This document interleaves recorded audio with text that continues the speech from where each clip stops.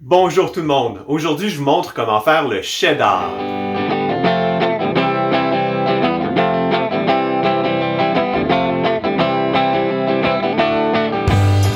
Bienvenue chez moi, ici je fais du fromage à la maison. Si le sujet vous intéresse, abonnez-vous à la chaîne, activez la cloche de notification pour ne pas manquer de vidéos comme celui-ci par exemple.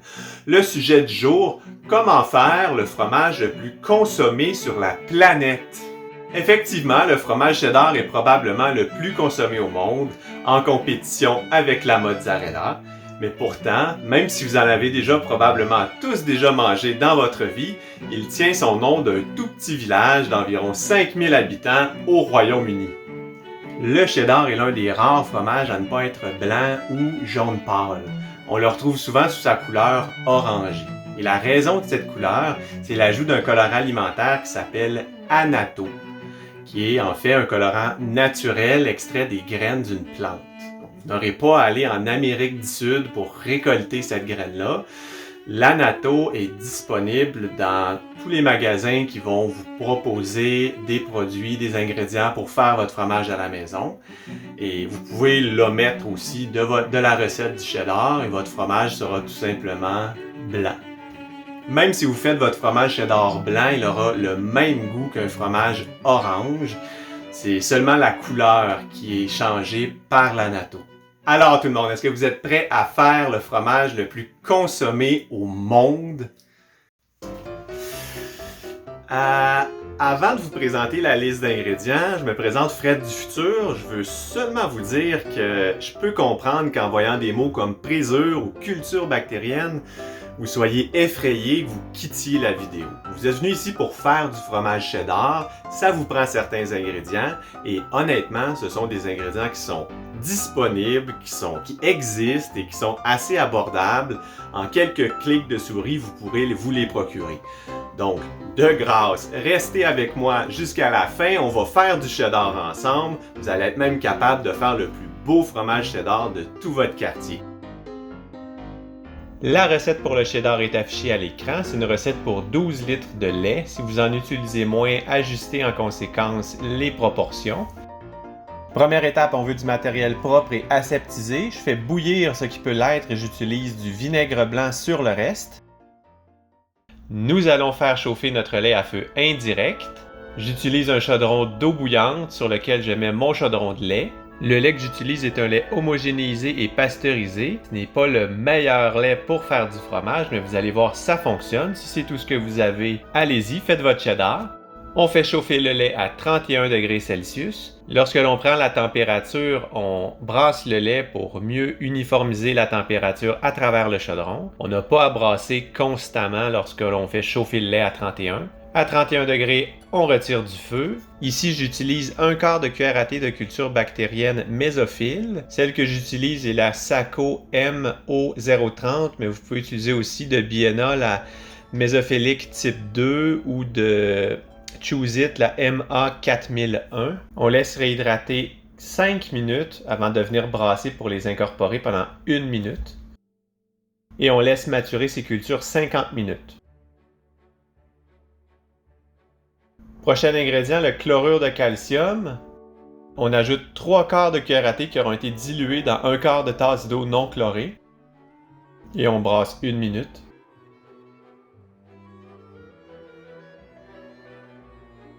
Prochain ingrédient, je veux un cheddar orange, alors je vais ajouter l'annatto.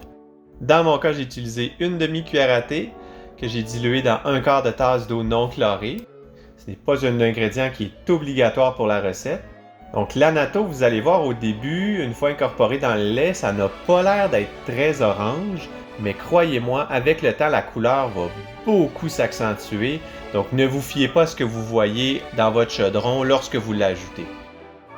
On incorpore l'annatto en brassant 1 minute.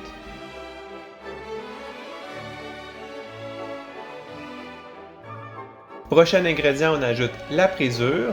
Il existe plusieurs forces de présure, alors fiez-vous à ce qui est écrit sur votre emballage. Dans mon cas, j'ai utilisé une demi-cuillère à thé.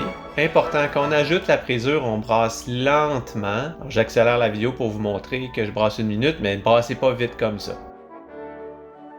Et juste avant de remettre le couvercle, freinez votre liquide avec votre cuillère. Il ne faut plus que le lait bouge dans votre chaudron. Laissez coaguler durant 45 minutes.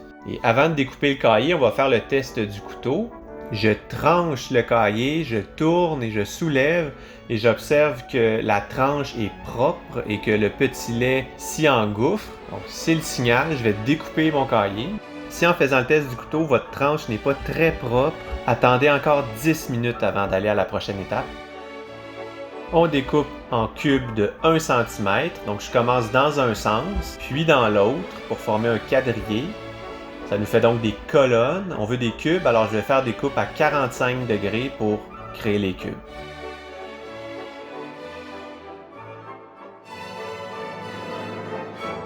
J'utilise du lait homogénéisé, donc moi je vais attendre 10 minutes que mes cubes cicatrisent. Si vous avez du lait non homogénéisé, seulement 5 minutes vont faire l'affaire. Au début, je brasse très lentement. J'utilise du lait, encore je rappelle, pasteurisé et homogénéisé. C'est très fragile au début. On vient de trancher nos cubes, on ne veut pas tous les détruire. Alors je ne fais que remuer mon chaudron de la sorte, seulement pour les faire entrechoquer un peu l'un contre l'autre. Et notre objectif, c'est de monter la température à 39 degrés Celsius durant 30 minutes. On monte graduellement. Ça devrait être environ 1 degré à chaque 4 minutes. On est encore au tout début, j'utilise ma cuillère pour aller chercher les gros morceaux dans le fond. En coupant à 45 degrés tantôt, je ne peux pas aller chercher vraiment les cubes du fond comme ça avec mon couteau. Alors je les remonte et je les coupe. Il y a plusieurs façons de couper les gros morceaux. Moi, ma cuillère est très grosse, alors j'utilise le thermomètre au début. Mais vous pouvez utiliser votre cuillère si elle est un peu plus petite que la mienne. Avec le temps, vos cubes vont réduire de taille et vont relâcher de plus en plus de petits laits. Et c'est exactement ce que l'on veut. On atteint 39 degrés Celsius après 30 minutes. Donc, vous voyez, les cubes sont beaucoup plus petits.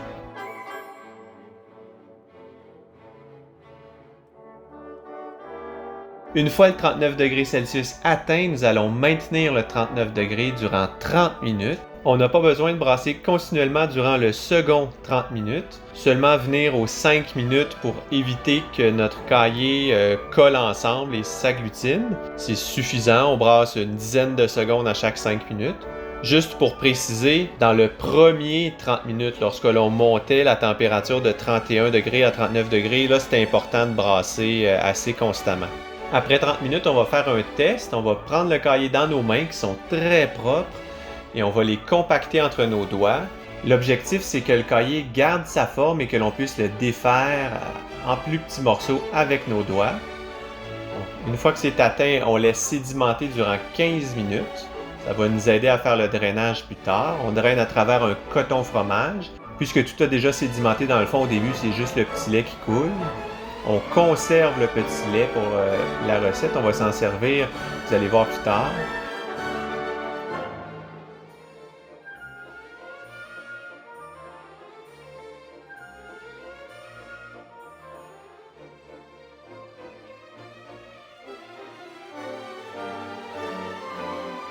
J'égalise la surface puisque avec le temps, le caillé va drainer et l'idée c'est que ce soit le plus uniforme possible. On fait du cheddar, alors il y a une étape qui s'appelle la cheddarisation. C'est un grand mot qui veut simplement dire qu'on va laisser drainer lentement notre fromage en maintenant sa température à environ 38-39 degrés Celsius. On va laisser drainer notre fromage durant 1 heure en le retournant, vous allez voir, à chaque 15 minutes.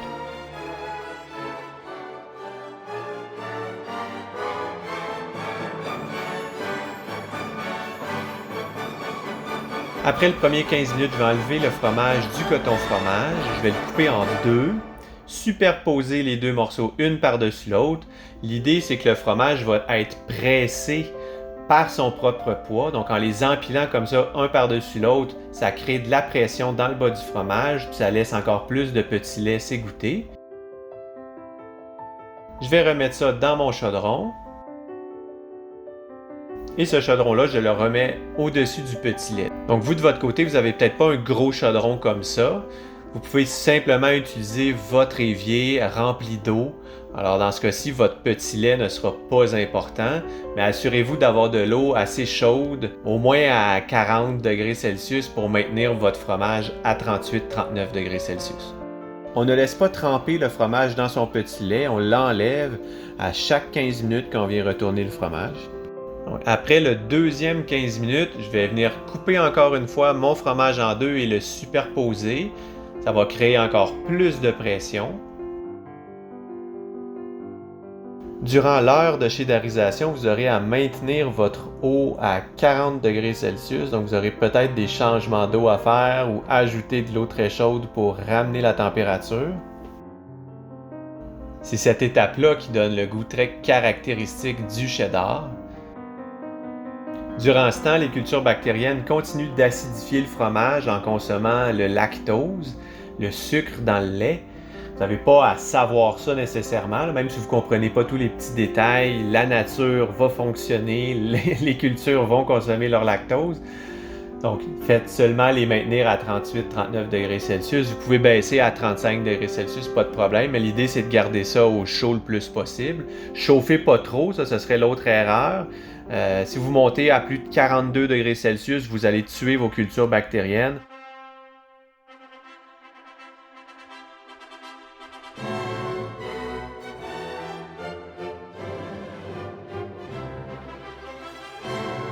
Une fois la chédarisation terminée, nous allons peser notre fromage puisque l'on veut y ajouter du sel pour le conserver. On ajoute 2% du sel non iodé, très important le non iodé, sinon on va tuer nos cultures bactériennes encore une fois. On va couper notre pavé de fromage en cubes d'environ 1 cm. On va les mettre dans le chaudron. C'est de cette façon-là qu'on va mélanger le sel. Le cheddar n'est pas un fromage qui est saumuré, c'est un fromage qui est salé comme ça.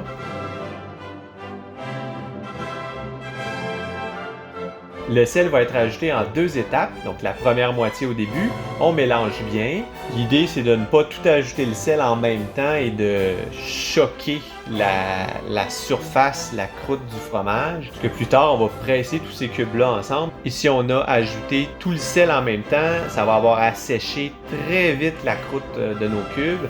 Puis ils vont avoir moins bien tendance à se coller ensemble quand on va les presser. Donc on ajoute la première moitié, puis la seconde. Ça a laissé le temps au sel de s'absorber un peu plus harmonieusement là, dans nos cubes. C'est le temps de presser nos cubes ensemble. Donc on recouvre notre moule avec un coton fromage, qui est propre bien entendu, tout est propre.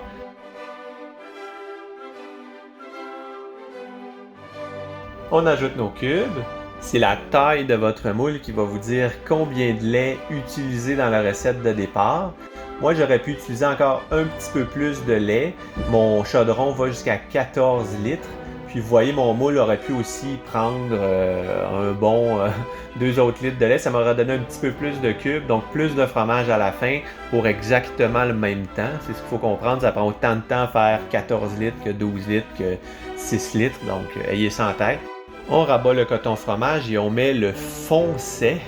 C'est un mot que j'ai appris. Moi, j'utilisais le mot anglais qui s'appelle follower. Donc, foncé en français, c'est la partie supérieure du moule. On stabilise la presse. Si vous avez des écrous comme moi, serrez-les le mieux possible.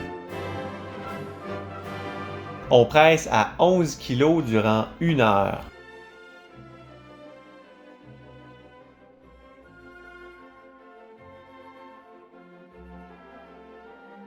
Après 1 heure, on va démouler, retourner et remouler le fromage, vous allez voir. À cette étape-ci, les cubes ne sont pas encore très bien tissés les uns aux autres. Ça va venir avec le temps. Si ça vous arrive, n'ayez pas peur. Et on retourne le fromage, c'est important, sinon on va avoir beaucoup de plis qui vont s'encastrer dans notre fromage, des plis du coton fromage qui vont aller créer des traits sur la surface de notre fromage. On va éviter ça. On va presser 1 autre heure à 11 kg toujours. Après l'heure, on refait la même chose. On démoule, tourne, remoule. Et vous voyez, on voit déjà beaucoup moins les cubes.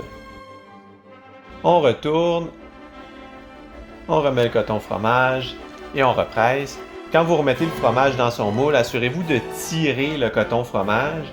Parce que si, encore une fois, des plis subsistent, ça va laisser des traces sur le fromage. Assurez-vous que tu sois le plus tiré possible. La dernière presse va être de 22 kg durant 12 heures. Donc pour moi, c'était durant la nuit.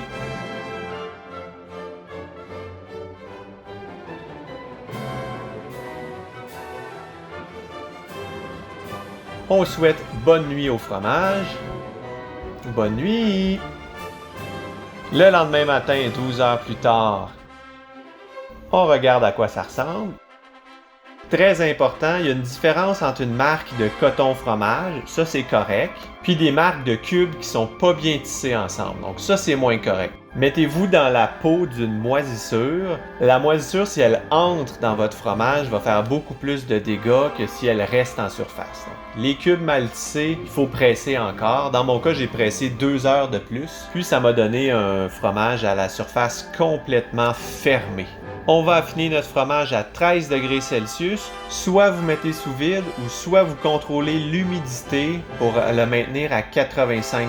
Quand on est sous vide, l'humidité est contenue dans le plastique, donc on n'a pas à suivre ça. Pour ce type de fromage, je préfère le sous vide, c'est très simple. On met dans un sac, on met dans la machine, ça enlève tout l'air et on n'a pas à contrôler l'humidité. Tout est fait pour nous, on n'a pas enlevé de moisissure, tout est très propre. La seule chose à faire, c'est de le garder à 13 degrés Celsius, bien entendu, et de le retourner une fois par semaine.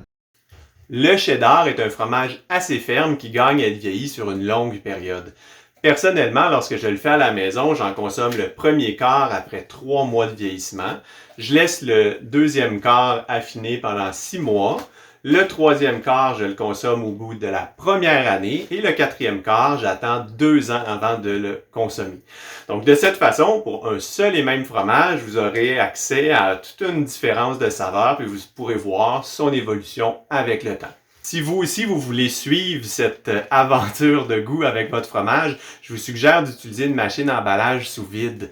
De cette façon, lorsque vous ouvrirez votre fromage, vous pourrez facilement réemballer chaque quart individuellement, puis leur mettre une date pour le consommer plus tard. Autrement, si vous utilisez la méthode traditionnelle d'affinage du cheddar, qui est d'emballer le fromage dans un coton fromage, de l'enduire de graisse, de lard, de le laisser vieillir, puis des moisissures vont s'accumuler sur votre fromage. Dès que vous allez couper à travers votre coton fromage moisi, ça rend plus difficile de le voir vieillir à 3 mois, 6 mois, 12 mois. Donc, le sous-vide, de 1, c'est très propre. Vous n'aurez pas de moisissure sur votre fromage, même après 2 ans. Puis, vous pouvez suivre l'évolution. Donc, c'est vraiment gagnant. Pour en apprendre plus sur faire du fromage à la maison, je vous mets 2 vidéos juste ici. Cliquez, on se retrouve de l'autre côté. D'ici là, je vous remercie d'avoir écouté la vidéo. À la prochaine. Bye bye!